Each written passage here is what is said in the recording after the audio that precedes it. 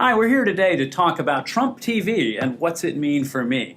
We're here in Social Flow's offices, and Donald Trump's campaign started doing a nightly newscast of sorts and putting it out on Facebook Live. And I wanted to talk with Mark today a little bit about what that means. And Mark, you've got 20 some odd years of broadcast experience in the television world, so I just want to get your reaction. I mean, is this a newscast? What does this all mean now that Donald Trump's campaign is live on Facebook with the show? Well, newscast, it's funny.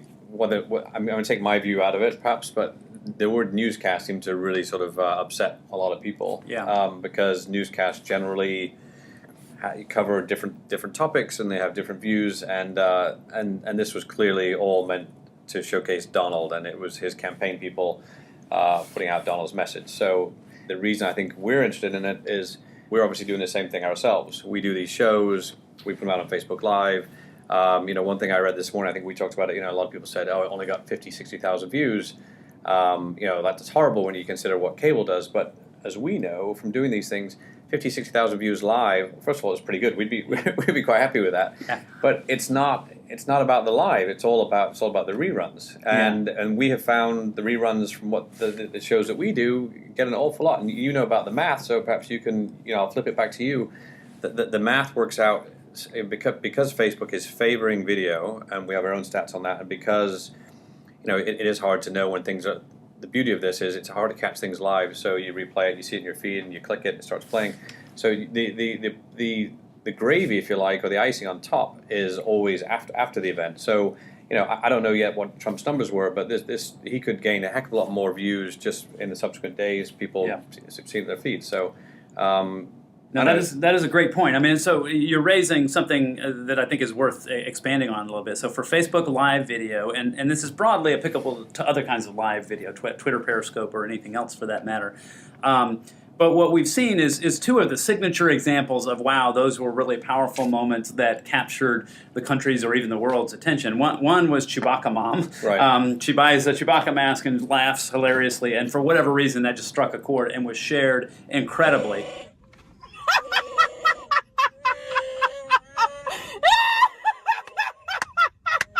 That's on the positive side. Then on the negative side, the Philando Castile shooting. I mean, it was very powerful, gripping drama. Ties into a lot of very controversial and emotional issues. Both of those videos, very extreme on the emotional scale, different places, but both of them, the vast majority of the views came after the fact. Like 99.99% of the views came after it was live. Because let's think about it. Who knew that Chewbacca Mom was going live? Right. Nobody knew her except for her close friends, which maybe is 500 Facebook friends and 30 close friends on Facebook.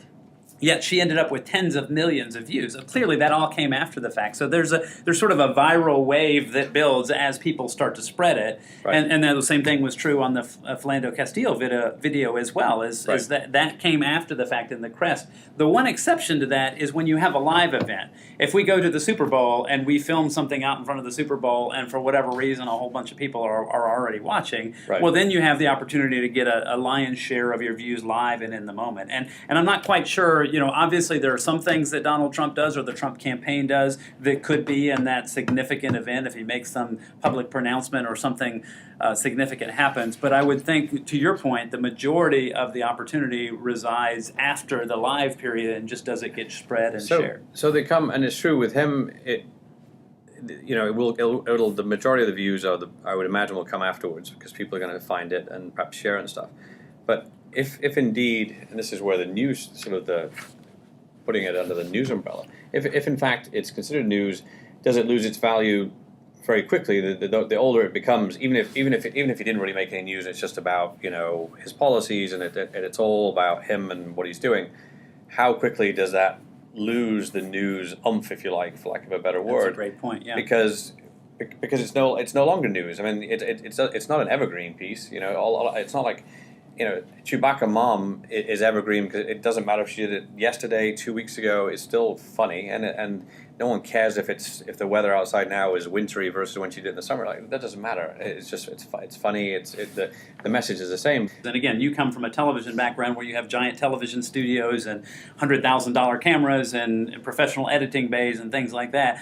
we've come a long way from just filming on an iPhone, right, to filming with more professional equipment. But still, the total cost of our equipment compared to that of a television studio is a tiny fraction of that. So it is interesting. I mean, it's going to, I think, cause us to evaluate what do we really mean by television anymore. I mean, that has already been happening. We consume more and more content on these mobile devices. As the device screen size gets bigger, the mobile viewing experience on a screen like this of something, especially like Trump TV or even this video that we're filming right now, it's perfectly adequate to see and consume that. And if you can do that while you're standing in line at Starbucks or doing something else, it's not sitting on your couch at 6:30 at night, the way perhaps it used to be. Right. The thing that they did on Facebook, will it be treated the same in the reruns as when it was actually live? If it isn't, that's a big thing for content providers, big thing for marketers.